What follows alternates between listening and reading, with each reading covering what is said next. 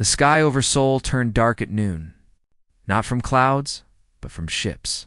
Massive vessels blocked the sun, each one larger than any building humans had ever made. People stopped in the streets and looked up.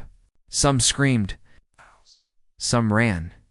Most just stood frozen, unable to understand what they were seeing. Dr. Una Park was in her laboratory when the alarms started. She was 42 years old, a xenobiologist who had spent her career studying the possibility of alien life. Now that possibility was becoming real in the worst way. Her phone rang with emergency calls. The government needed her. Everyone needed answers that nobody had. The ships did not attack.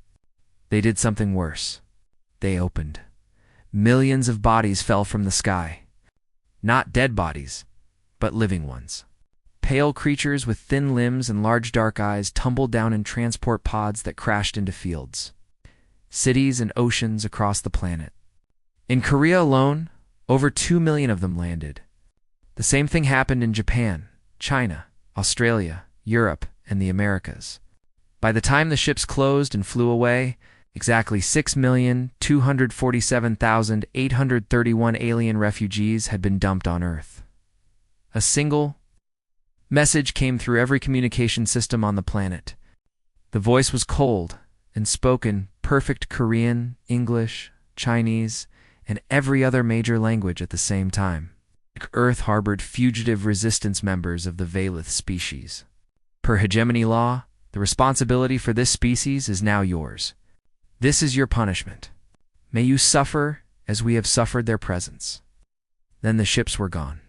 Earth was alone with 6 million traumatized aliens and no idea what to do. General Taiho Shin arrived at the Emergency Response Center in Namsan 3 hours after the drop. He was 58 years old, with gray hair and tired eyes that had seen too many crises. But nothing had prepared him for this. His soldiers were setting up tents and barriers around thousands of alien beings who sat in the mud, shaking and silent. What do we know about them?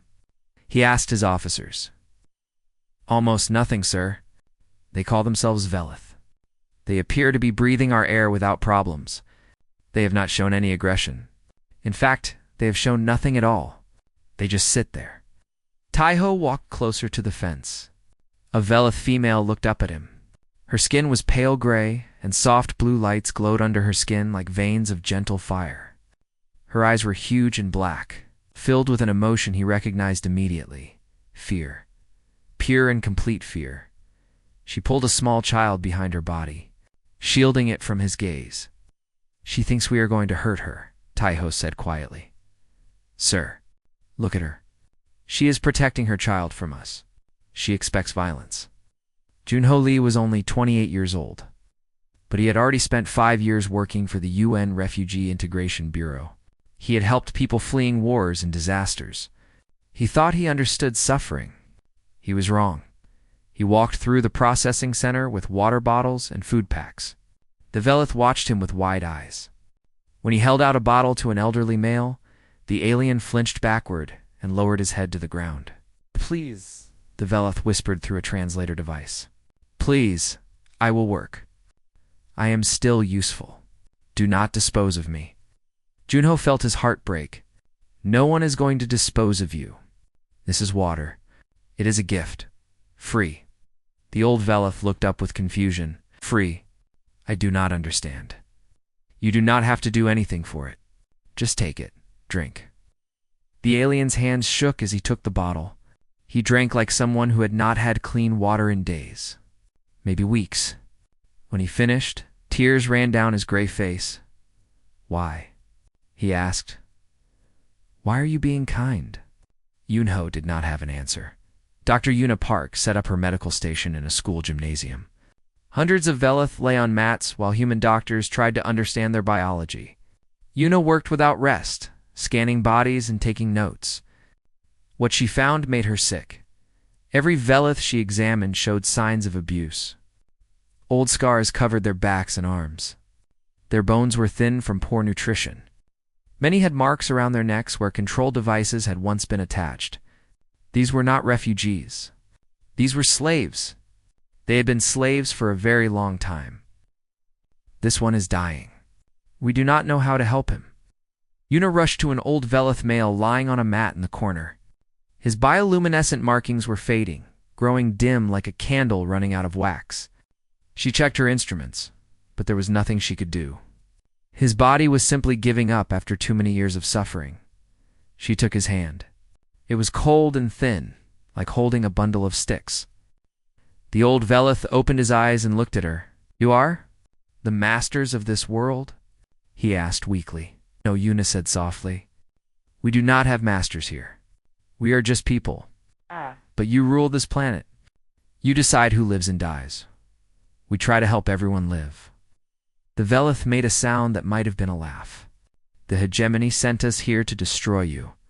They said humans were primitive and violent. They said you would kill us or let us die, and then they would have proof that Earth deserves punishment." He coughed, and his lights flickered. "They said your cruelty would justify their war." Una squeezed his hand tighter. "Then they do not know us at all." "No," the old Velith agreed. "They do not." His eyes searched her face. "Why are you being kind to me? I am worthless." "I have always been worthless." Una felt tears on her own cheeks. "No one is worthless," she said. "Every life has value. Every person matters." The old Velith smiled. It was a strange expression on his alien face, but it was unmistakably a smile. "I wish I had known your people earlier. One wish I had known such things were possible." His lights went out. His hand went limp. He was gone. Una sat there for a long time, holding the hand of someone she had known for only minutes. Around her, other doctors and nurses worked to save Velith lives.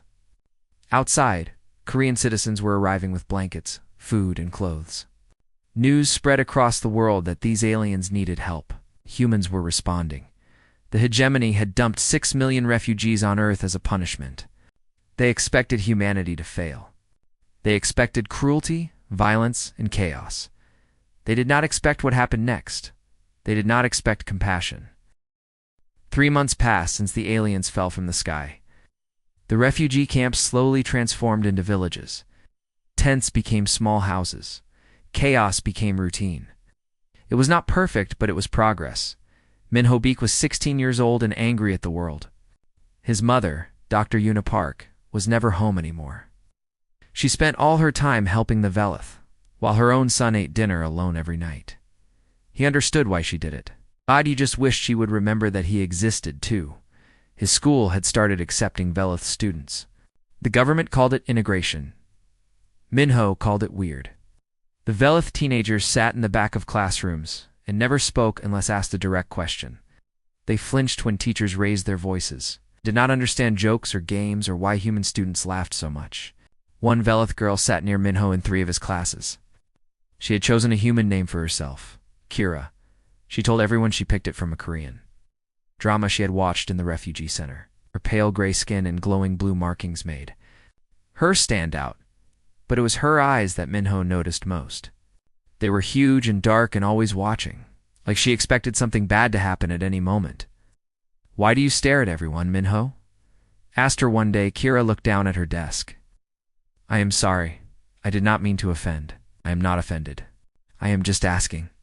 I am trying to understand," she said quietly. "Your people confuse me. How? You have power over us. You could hurt us, use us, sell us, but you do not. You give us food and shelter and education. You ask nothing in return. I do not understand why." Minho shrugged, "Because it is the right thing to do."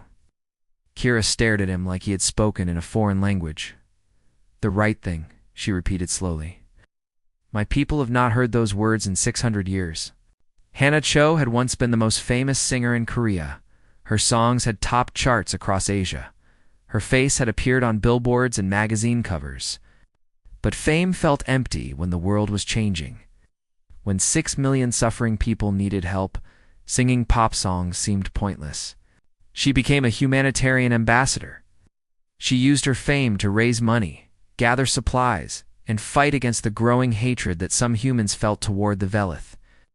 A group called Earth First had started protesting against the refugees, claimed the Velith were dangerous, that helping them would bring the hegemony's wrath upon humanity. Some of their protests turned violent. Hannah refused to let fear win. She organized a global concert called One Sky. It would be broadcast to every country on Earth, featuring human musicians and, for the first time ever, Veilith performers. "They have music?" her manager asked, surprised. "They have everything," Hannah said. "Culture, art, history. The hegemony took it all away from them. We are going to help them get it back." Elder Tovron was 400 years old. Among the Veilith, this was not unusual. Now their species lived for centuries, though most did not survive that long under hegemony rule. Tovron had survived by being useful, by keeping his head down, by forgetting everything that made his people special. Now, on Earth, he was starting to remember. John O'Lee visited him every week to record Veilith history. The young human sat with a tablet and asked gentle questions, never pushing, always patient.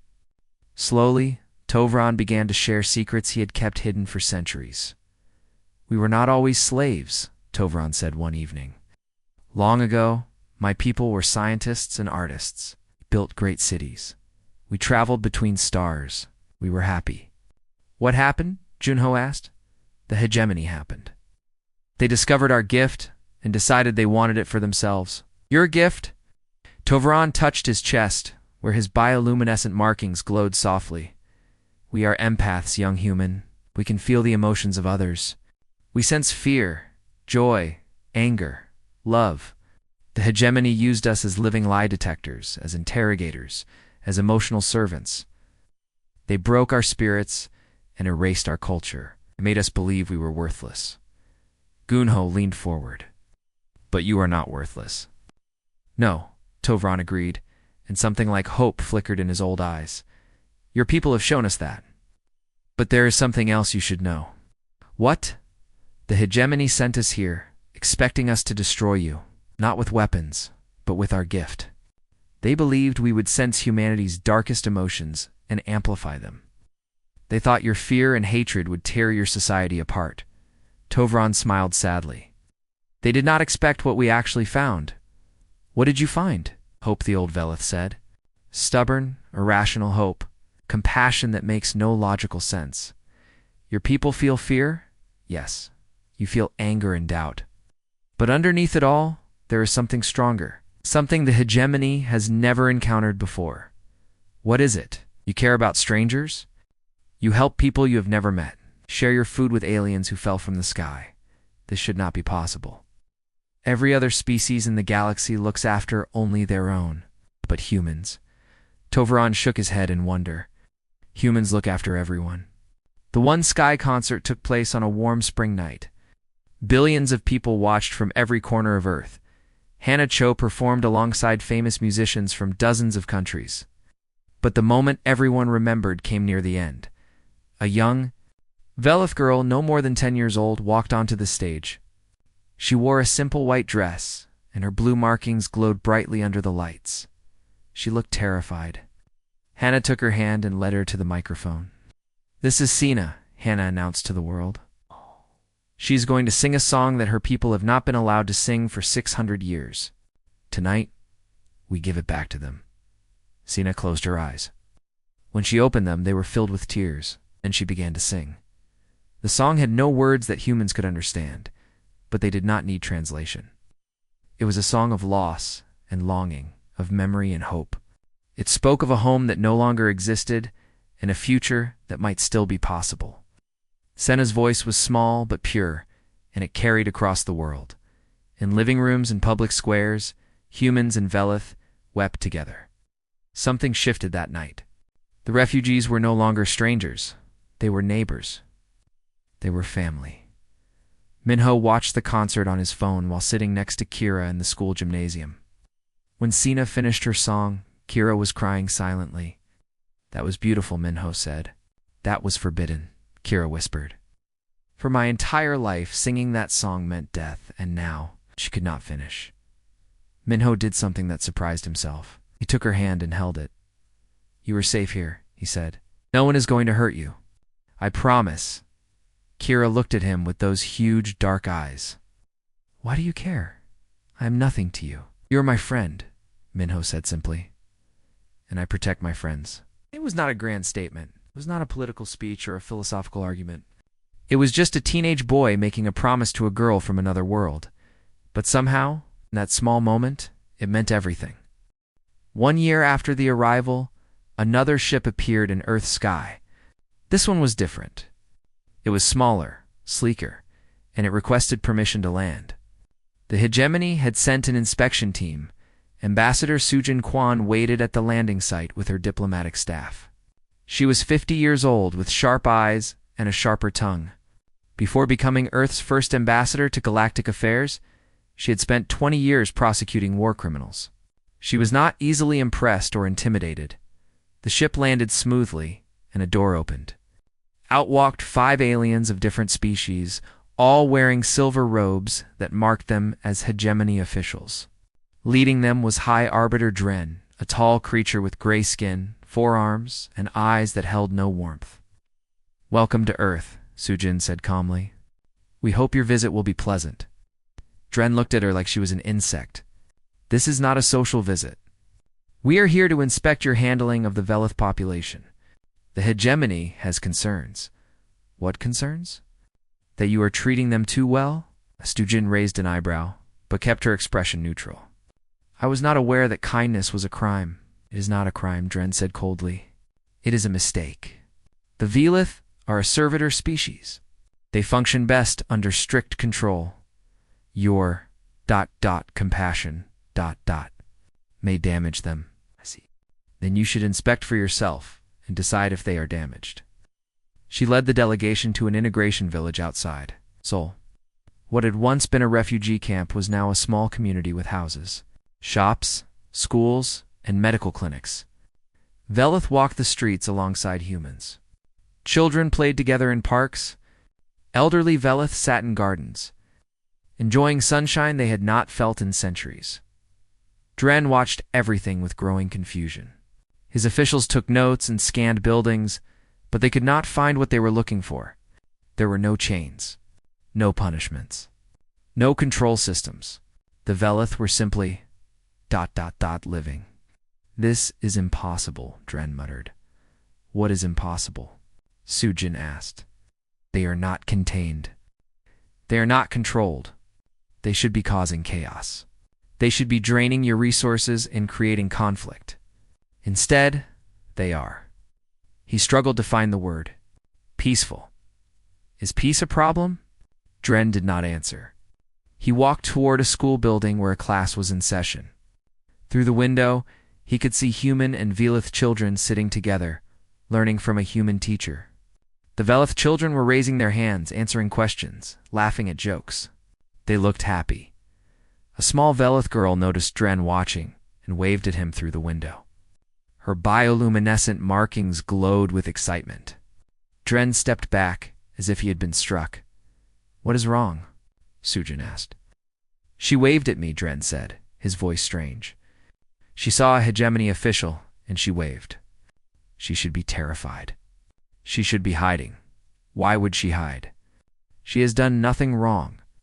That is not the point. The Velith are conditioned to fear authority. They should not be capable of such casual friendliness." Sujin smiled slightly. "Perhaps your conditioning was not as effective as you believed. Or perhaps kindness is stronger than fear." Meanwhile, General Taiho Shin sat in his command center, watching satellite feeds of the inspection. His health had been failing for months, but he refused to rest while aliens walked on Earth's soil. His intelligence officers had intercepted hegemony communications for the past year, and what they learned had changed everything. "The hegemony is confused," his chief analyst reported. "Their models predicted 3 scenarios. Humans would massacre the Velith. Humans would collapse into civil war over resources, or humans would fail to care for them and let them die. None of these things happened. What are they saying now? They do not know what to do. Some factions want to declare the punishment a success and move on. Others want to escalate. They are arguing." Taiho nodded slowly. "Keep monitoring. And tell Dr. Park it is time to show our guests what the Velith have been building." Dr. Unipark led Ambassador Sujin and the hegemony delegation to a research facility on the outskirts of Seoul. Inside, Velith scientists worked alongside human researchers on projects that would have seemed like magic just 2 years ago. "What is this?" Dren demanded. "This is collaboration," Una explained. "It turns out the Velith were not always a servitor species. Before the hegemony conquered them, they were brilliant scientists and engineers.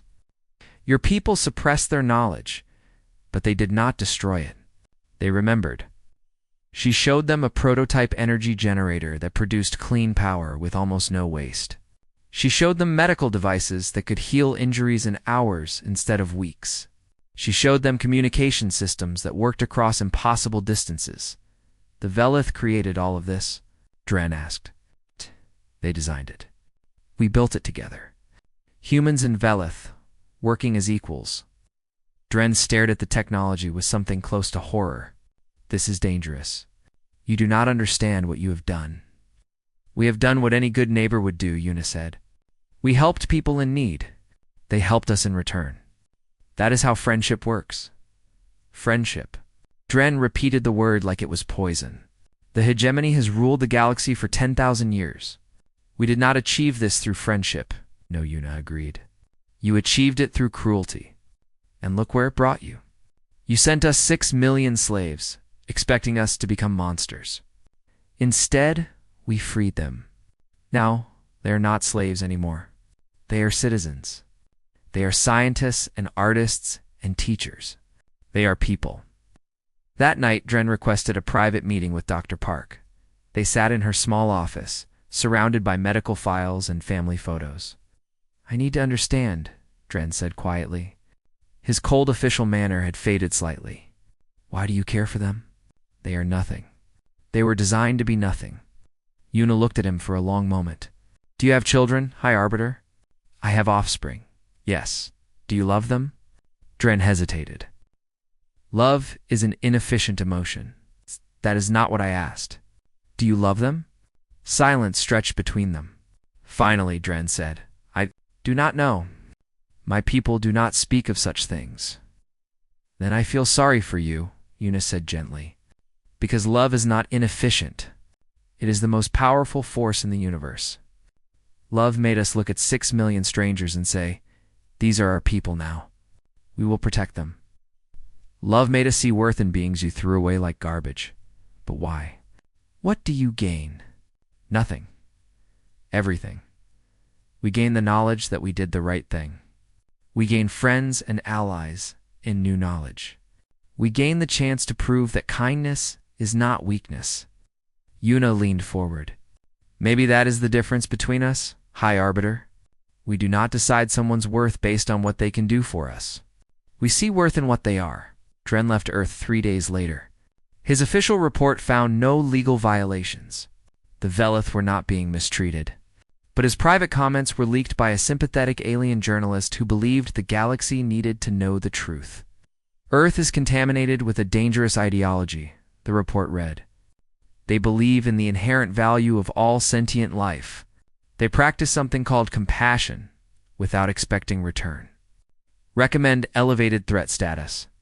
If this ideology spreads, it could destabilize the entire hegemony structure." On Earth, people read the leaked report and laughed. Being called dangerous because of kindness seemed absurd, but in the halls of hegemony power, no one was laughing. They had created a punishment. Instead, they had created a threat, and they had no idea what to do about it. 3 years after the arrival, the story of Earth spread across the galaxy like fire through dry grass. The hegemony tried to stop it. They blocked communications, punished those who shared the news, and denied that anything unusual was happening on the small blue planet. But truth has a way of finding cracks in even the strongest walls. Yoon was 29 years old and running the most illegal broadcast network in the galaxy. From a hidden station in the mountains of Korea, she sent pirate signals into hegemony space. Her broadcasts reached billions of enslaved beings who had never known that kindness existed. Her brother had died. 2 years earlier, in an Earth-first attack, the extremists had bombed a Velith community center, and her brother had been inside, helping distribute food. He was 23 years old. He died because he believed that helping strangers was worth the risk. Youngji could have become bitter. She could have given up hope. Instead, she chose to honor her brother by spreading hope to others. Today I want to tell you about a grandmother named Yara. She spoke into her microphone, her voice carrying across impossible distances. Yara is a Velith who lived as a slave for 300 years. She forgot how to smile. She forgot how to laugh. She forgot that she had a name. Then she came to Earth. Human doctors healed her body. Human families invited her to share meals. Human children asked her to tell stories, even though she had forgotten all her stories. Last week, Yara laughed for the first time in 2 centuries. A little human boy told her a joke about a duck, and she laughed so hard she cried. She said it was the most beautiful moment of her life. This is what the hegemony fears. Not weapons. Not armies. They fear laughter. They fear kindness. They fear the simple truth that every being deserves to be happy. If you are listening and you are suffering, know this. Earth exists. Compassion exists. Another way is possible. You are not worthless. You have never been worthless. And someday, somehow, you will be free. The collective of free voices formed in secret. 7 enslaved species scattered across hegemony space found each other through whispered messages and hidden signals. They had all heard Youngji's broadcasts. They had all begun to hope. Their representatives made contact with Earth through a single encrypted transmission. We believe in what you are building. We want to help. Tell us what to do. Junho Lee, now coordinator of the Velith Cultural Revival Project, was chosen to respond. He worked with Elder Tovron and Ambassador Su Jin to craft a message that could change the galaxy. Do not fight yet, they said. Do not risk your lives in open rebellion. Instead, remember your cultures, your histories, your songs and stories. Keep them alive in secret. Share them with your children. The hegemony cannot enslave those who know who they really are. The message spread. Enslaved beings began to remember. They taught their children forbidden songs. They carved hidden symbols. They whispered old stories in the dark. A quiet revolution was building. The hegemony did not even notice. Hannah Cho traveled to 3 neutral worlds as a cultural ambassador. She brought human music, food, and books. She shared stories about Earth, about the Velith integration, about the simple belief that all lives matter. The neutral aliens were fascinated. They had dealt with the hegemony for thousands of years and had learned to expect cruelty as normal. The idea that a species would help strangers without expecting anything in return seemed impossible. You were either lying or insane, one alien leader told Hannah. Maybe. We are a little insane, she admitted with a smile. But we are not lying. Come to Earth. See for yourself. Some did. They returned to their worlds with stories that spread like wildfire. The concept of human rights was translated into 400 languages within a single month. It became the most dangerous idea in the galaxy. Dr. Una Park and Elder Tovron published the Declaration of Sentient Dignity. It was a simple document that stated a simple truth. Every conscious being has inherent worth that cannot be taken away. No government, no empire, no authority has the right to treat people as property. The hegemony banned the document immediately. This only made it more popular. General Taiho Shin did not live to see the declaration published. He died peacefully in his sleep, surrounded by family and friends. His final message was broadcast to the Earth Defense Force he had built from nothing. I trained my whole life to fight enemies, his recorded voice said. I learned tactics and strategies. I studied weapons and war. I prepared for battles I hoped would never come. But our greatest victory came not from fighting, but from refusing to make enemies of victims. We won by opening our arms instead of raising our fists. We won by seeing people instead of problems. Whatever comes next, remember this. Compassion is not weakness. Kindness is not surrender. Love is not defeat. These are our greatest weapons, and no enemy can ever take them away. The funeral was attended by millions. Humans and Velith stood together. mourning a man who had taught them that true strength means protecting those who cannot protect themselves. Minho Beek. Now, 19 years old, enlisted in the Earth Defense Force the day after the funeral. His mother worried. Kira, now his partner, supported his choice. "I am not doing this because I hate anyone," Minho told them. "I am doing this because I want to protect the people I love. All of them. Human and Velith." Kira joined the Velith Auxiliary Corps for the first time in their species' history. Velith would fight not as slaves, but as free people defending their home. In the Hegemony Council chambers, Grand Marshal Veth argued for war. He was an old soldier, a veteran of 100 conquests, and he recognized a threat when he saw one. "Earth is poisoning the galaxy," he declared. "Their ideology spreads to every corner of our territory. Enslaved populations are growing restless. Subject worlds are asking questions they should not ask. If we do not act now, we will face rebellion on 1,000 fronts. What do you propose?" asked the council leader. "A punitive expedition. 500 warships. Overwhelming force. We destroy their fleet, occupy their planet, and show the galaxy what happens to those who challenge hegemony rule. We take them back. We remind them what they are. We remind everyone what they are." The council debated for 3 days. Some members worried about the cost.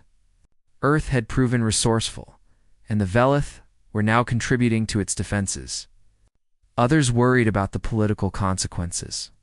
Destroying Earth might create martyrs and inspire even more rebellion. But fear won in the end. Fear always wins when leaders forget how to hope. "Authorize the expedition," the council leader declared. "Grand Marshal Veth, you have your fleet. End this threat." 500 warships began their journey toward Earth. The fleet was the largest military force assembled in 3,000 years. It carried enough firepower to crack planets and boil oceans. Against it, Earth had 30 human ships and 12 Velith-designed vessels. They were outnumbered, outgunned, and alone. But they were not afraid, because they knew something the hegemony did not. They knew that kindness creates allies. They knew that compassion builds bridges. They knew that when you help strangers without expecting return, those strangers remember. The galaxy was about to remember. For years after the arrival, the Hegemony Armada entered Earth's solar system. 500 warships spread across the darkness of space, their weapons powered and ready. They had traveled for months to deliver a message written in fire and blood. Grand Marshal Veth stood on the bridge of his flagship, watching the small blue planet grow larger on his screens. It looked so fragile, so easily crushed. He could not understand why such a tiny world had caused so much trouble. "Open a channel," he ordered. "Let them hear their fate." His voice echoed across Earth. "People of Earth have committed crimes against the hegemony by corrupting our property and spreading dangerous ideology. You have 1 hour to surrender the Velith population and submit to occupation. Refuse, and we will reduce your cities to ash." This is not a negotiation. This is a warning. Ambassador Su Jin Quan listened to the ultimatum with a calm expression. Around her, the world held its breath. Billions of humans and Velith waited to hear how their leaders would respond. Su Jin walked to a broadcast station that would send her words not just to Veth, but to every listening device in the galaxy. She straightened her jacket, looked into the camera, and spoke. 4 years ago, you dumped 6 million souls on our doorstep as a punishment. You expected us to fail. You expected cruelty, chaos, and collapse. You expected us to prove that we were as heartless as you. We welcomed them as family instead. You called compassion weakness. You called kindness foolishness. You called love inefficient. Today, we will show you what compassion builds. We are not handing over the Velith. We are not surrendering our planet. We are not afraid of your ships or your weapons or your threats. Because we have something you never counted on, we have friends. On cue, space around Earth began to change. Ships appeared from nowhere, dropping out of faster-than-light travel with flashes of light. First came the collective of free voices. Hundreds of vessels from 7 species, many held together with hope and salvage tape. They were not military ships. They were cargo haulers and passenger transports and anything else that could fly, but they had come. Then came the neutral species who had visited Earth, who had seen what compassion could build, and who had decided that some things were worth fighting for. Their ships were sleek and advanced, designed for trade, but capable of war. Then, in a development that made even Veth gasp, 3 hegemony member species defected. Their warships crossed the invisible line and joined Earth's formation. Their commanders broadcast a simple message: we can no longer serve an empire that punishes kindness. We stand with Earth. The balance of power shifted in an instant. Veth's 500 ships now faced nearly 300 vessels from a dozen species. The numbers still favored the hegemony, but the cost of victory had suddenly become much higher, sir, his tactical officer asked nervously. Orders. Veth stared at the screen, trying to understand what had happened. He had expected a slaughter. Instead, he faced a coalition. He had expected fear. Instead, he saw defiance. Attack, he ordered. All ships attack. But his orders were not followed. Across his fleet, commanders hesitated. Crews exchanged uncertain glances. Many of them had seen Young Ji-yoon's broadcasts. Many of them had begun to question everything they believed. On the flagship itself, junior officers looked at each other. One of them, a young female from a species that had served the hegemony for 1,000 years, made a decision that would change history. No, she said simply. What did you say? Veth demanded. Nice. Day said, no, Grand Marshal. I will not fire on people who have done nothing wrong. I will not kill those who showed kindness to strangers. I will not be a monster anymore. This is mutiny. Yes, she agreed. It is, and I am not alone. Across the fleet, similar scenes played out. Ships stood down. Weapons powered off. Crews refused orders. The ancient machinery of hegemony control, built on fear and obedience, began to break down. Because fear only works when people believe they have no choice. And Earth had shown the galaxy that another choice was possible. Veth tried to rally his remaining loyal ships. But they were scattered and confused. The coalition moved forward, not to attack, but to surround. They were not there to destroy. They were there to contain JUNHO Lee broadcast across all frequencies. Hegemony forces. This does not have to end in bloodshed. Stand down, and we will welcome you. Stand down, and we will show you the same compassion we showed the Veleth. There is room for everyone in a better galaxy. One by one, hegemony ships lowered their weapons. One by one, they accepted that the old way was over. Grand Marshal Veth was taken into custody on his own bridge. He said nothing as they led him away, but his eyes kept returning to the blue planet on his screen. The planet that should have been destroyed. The planet that had destroyed everything he believed in. The negotiations took months, but the outcome was never in doubt. High Arbiter Dren emerged as a key reformist voice, working to reshape hegemony society from within. When asked why he had changed, he gave an answer that spread across the galaxy. I saw a human hold a dying Veleth's hand. No cameras, no audience, no reward. Just one person comforting another in their final moments. I realized then that I could not remember the last time I witnessed kindness. I did not want to live in a galaxy without kindness anymore. 1 year after the standoff, representatives from dozens of species gathered in Seoul to sign the founding documents of the Galactic Union of Free Peoples. Earth and the Veleth were founding members. The old hegemony fractured. Some worlds joined the Union eagerly. Others isolated themselves, too proud to admit they had been wrong. But the tide of history had turned.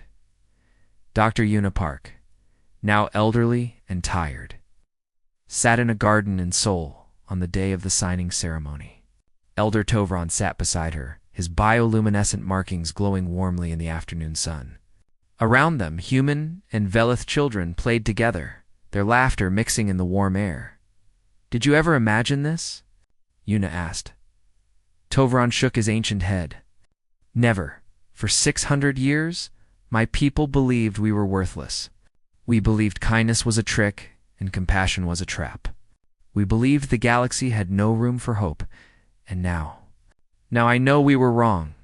The galaxy always had room for hope. It just needed someone brave enough to offer it first. A small Velith girl ran toward them, her markings flashing with excitement. She had been born on Earth, the first generation of her people to know nothing of slavery. In her hands, she held a bright yellow flower she had picked from the garden. Grandmother Yuna. Grandmother Yuna. Look what I found. Yuna smiled and took the flower.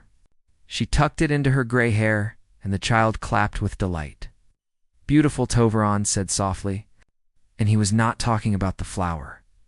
Above them, ships from a dozen species passed peacefully through Earth's sky. They carried diplomats and scientists, artists and traders, beings who had once been enemies and were now becoming friends. The sky that had once darkened with punishment now brightened with possibility. They thought they were punishing us, Yuna said, watching the ships pass. They gave us 6 million refugees and expected us to fail. Instead, they gave you a gift, Toveron replied, the chance to prove who you really are. Yuna thought about everything that had happened. The fear and confusion of those first days, the long struggle for integration, the hatred of some and the love of many more, the war that almost was and the peace that now bloomed. We just did what felt right, she said finally. We saw people who needed help, and we helped them. It was not complicated, no, Toveron agreed. It was not complicated, but it was extraordinary, and it changed everything. The little Velith girl climbed into Yuna's lap and pointed at the sky. Where are all the ships going, grandmother? Everywhere, Yuna said. They are going everywhere, and they are carrying something very important. What? Yuna hugged the child close and smiled. Hope, little one. They are carrying hope. High above them, in the endless darkness between stars, the light of compassion continued to spread. It would take years.